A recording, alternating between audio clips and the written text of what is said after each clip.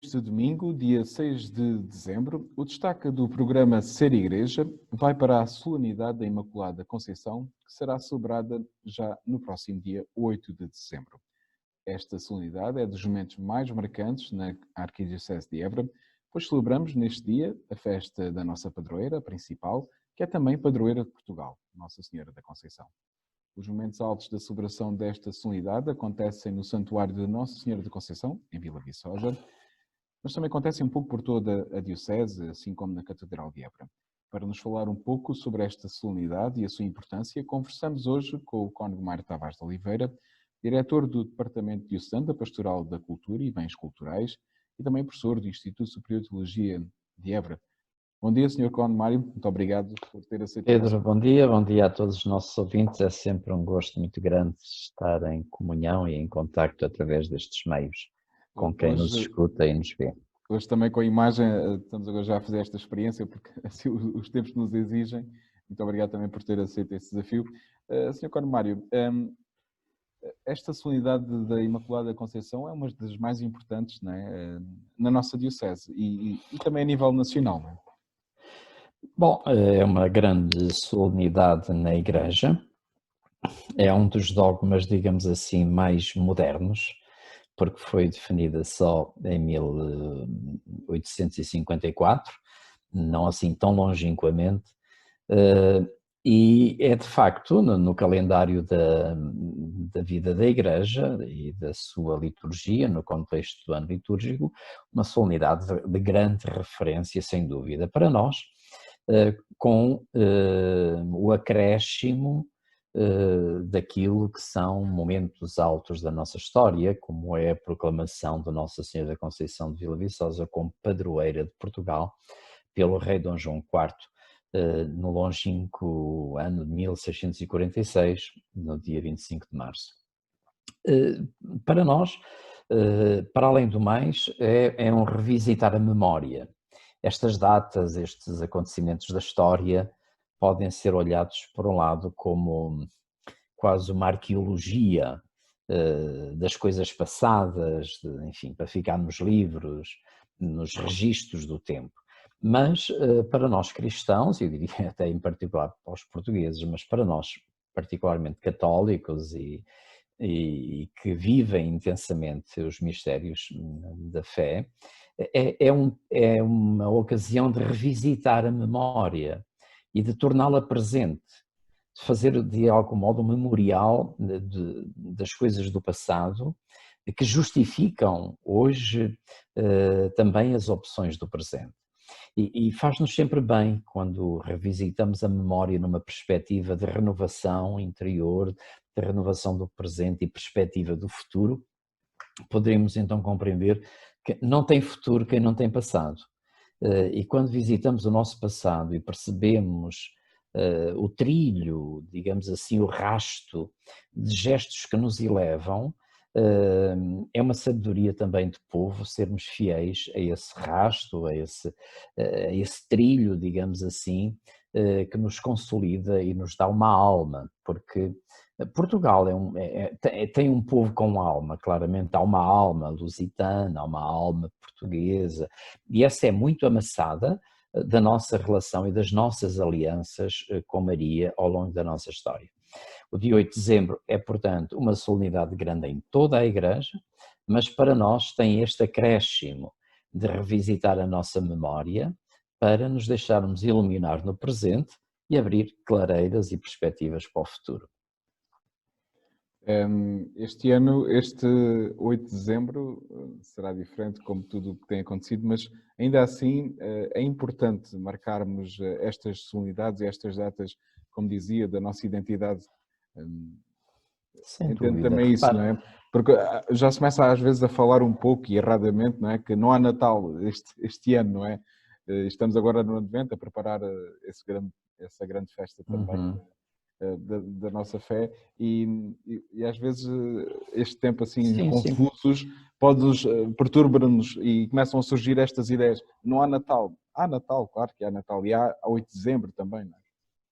Eu, nas homilias do domingo passado, tive ocasião também de abordar esse tema, que vai estando aí também na comunicação, este ano se calhar o Natal, não sei o quê. E eu lá fui também esclarecendo que se calhar pode acontecer que haja menos coisas de Natal, haja menos tradições, haja menos brilho, haja menos barulhos que normalmente acompanham também a época natalícia. Pode haver menos consumismo, pode haver, quiçá, menos luzinhas a brilhar nas ruas. Isso tudo possivelmente até vai acontecer. Agora, o Natal não está em causa, porque o essencial não vai faltar. E esse, o mistério do nascimento do menino, a encarnação do Verbo, a sua vinda e a profecia da sua vinda definitiva, não é? Porque quando falamos em tempo de advento, onde nos encontramos, falamos nestas duas vindas. É o menino que está para chegar e é a vinda em plenitude que nos é dada como herança. E, portanto, este tempo de espera é um tempo que nos leva à renovação deste encontro com o menino. E isso passa-se, sem dúvida, ao nível da celebração da comunidade e passa-se ao nível do nosso coração, do nosso íntimo, e isso não está posto em causa. Portanto, que o menino renasça no nosso coração e na nossa vida, nos dê a luz que precisamos, isso está garantido. Portanto, esse mistério não se deixa confinar pelas epidemias, pelas normas. Não, esse é o mistério do amor de Deus, que é inabordável enfim, pelos critérios humanos e que, portanto, necessariamente, claro que há Natal. Pode até acontecer que haja um Natal mais belo do que... Porque mais belo no sentido de mais essencial, Mais íntimo, não é? Mais restringido ao mais essencial. verdadeiro, mais em torno do mistério que é mesmo o Natal. Diríamos o mesmo em termos da solenidade de Nossa Senhora da Conceição. Já tive a oportunidade de consultar o programa de dia 8 de dezembro em Vila Viçosa. É um programa mais contido, mais de acordo com as normas e com as exigências que estamos a viver, mas atenção, pode não haver peregrinação, pode não haver a movimentação de tanta gente a caminho de Vila Viçosa, pode não haver uma peregrinação tão vibrante, mas o mistério de Maria, as verdades que nos aproximam dela e que nos fazem olhar para Maria como nossa mãe, mãe de Deus, mãe que vem até nós numa mensagem de esperança, que ostenta no seu regaço o caminho, a verdade e a vida, essa aliança de amor celebrada um dia por Dom João IV, mas intérprete do sentimento do povo e do sentimento de pátria, essa verdade não está posta em causa, essa verdade é algo que eu posso viver e certamente convido também todos a sentirmos, até inclusivamente, o estarmos com um débito de presença, uma impossibilidade de sairmos, se calhar, mas isso ainda mais torna urgente e mais, digamos assim, significante a minha aliança pessoal com Deus por Maria, concretamente em torno da mensagem do Santuário de Vila Viçosa. O Sr. Cónigo também há um ano e meio foi nomeado e foi criado este Departamento Diocesano da Pastoral da Cultura e dos Bens Culturais. Digamos assim, foi reconstruído, né, pelo Sr. Dom Francisco, e o Sr. Cónigo Márcio Tavares foi nomeado como diretor deste departamento. Se quer, já podemos fazer um primeiro balanço de um primeiro ano de atividade.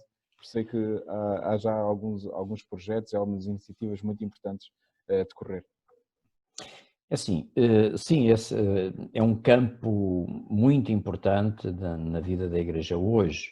A cultura é digamos assim, um item fundamental na nossa convivência humana e social. Hoje em dia valoriza-se muito o caminho da cultura e, como é óbvio, a Igreja que sempre foi um impulso e uma promotora da cultura, também procura estar atenta e marcar, digamos assim, também um certo ritmo enquanto cultura nossa específica. Infelizmente também a pandemia aqui, em certas coisas, não nos deixou alargar muito os nossos horizontes, e às vezes os planos não passam de planos adiados, não é? Mas algumas coisas, sim, algumas coisas foi possível já pôr em prática e eu salientaria, por exemplo, o momento em que estamos do inventário artístico da Diocese. Como toda a gente sabe, eventualmente penso que sim, foi feito um inventário artístico com uma equipa fantástica de especialistas, sob o patrocínio da Fundação Eugênio de Almeida e de outros programas europeus, de fazer o levantamento, diria, o mais exaustivo possível dos bens móveis, portanto, que estão à nossa guarda e que são, digamos assim, o íntimo dos nossos templos, das nossas igrejas e que guardamos, portanto, como uma herança que nos foi legada. Esse inventário artístico, que, só para fazermos uma ideia, tem cerca de 70 e tal mil entradas, portanto, de peças, é um bem precioso. E estamos agora numa fase, essa equipa liderada pelo Dr. Artur Goulart, com uma equipa fantástica à sua volta, que correu toda a diocese, as paróquias todas, onde foi possível ir, portanto estava a precisar de mais um passo, e o passo é este, é permitir que cada paróquia possa consultar os seus dados, portanto o seu património que está no inventário. Como sabemos, é muito delicado a questão hoje da segurança, não é? É uma questão muito complexa, e estes dados não podem estar acessíveis totalmente para todos. Há muitas coisas que estão disponíveis no site, na internet, mas muitas outras são reservadas para quem tem o acesso permitido a poder pesquisar e entrar nesses dados do inventário. Estamos nessa fase, estamos neste momento já, vamos fazê-lo progressivamente, a dotar as paróquias de uma password que permita aos seus párocos e a quem o pároco entender, permita o acesso aos dados respectivos da sua paróquia ou da sua área pastoral. Isso é uma coisa que era importante fazer, está-se a fazer neste momento, já se fez uma primeira ação de formação, já há um grupo de padres que já receberam as respectivas passwords, brevemente faremos para outro grupo, até assim alcançarmos a totalidade dos párocos, para que as comunidades, legitimamente, tenham acesso aos seus bens inventariados. Esse é um dado muito importante. Outro passo importante, só para frisar aspectos mais salientes, é um guia que foi elaborado, tipo digamos assim, um vademecum, Manual de boas práticas, não é? ajudar os párocos a boas práticas quando têm que fazer intervenções, nomeadamente nos bens imóveis, mas também móveis, porque muitas vezes são bens integrados nos imóveis. Estamos a falar sobretudo de património classificado, de imóveis classificados.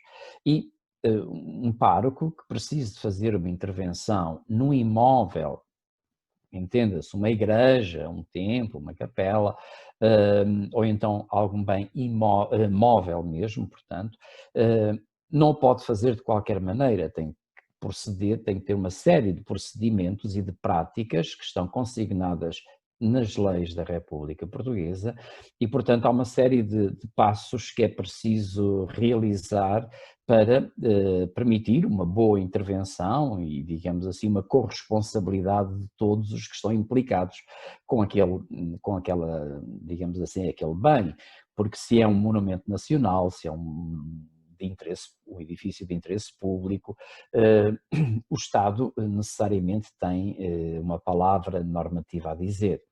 E nesse sentido, e até a pedido do Arcebispo de Évora, foi elaborado pela Direção Regional da Cultura um guia, um documento, que apresenta aos párocos, eu diria, é uma espécie de resumo da lei, não tem nada de novo, só que as leis às vezes são dispersas e, digamos assim, abordam outras temáticas, mas foram selecionados os pontos da lei que se referem a esse tipo de intervenções.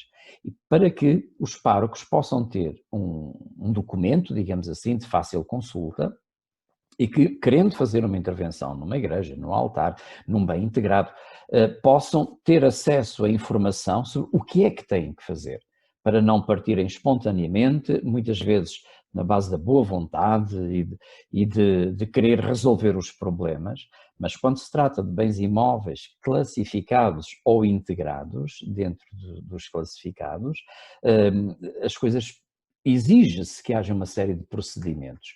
Penso que é um auxiliar muito importante.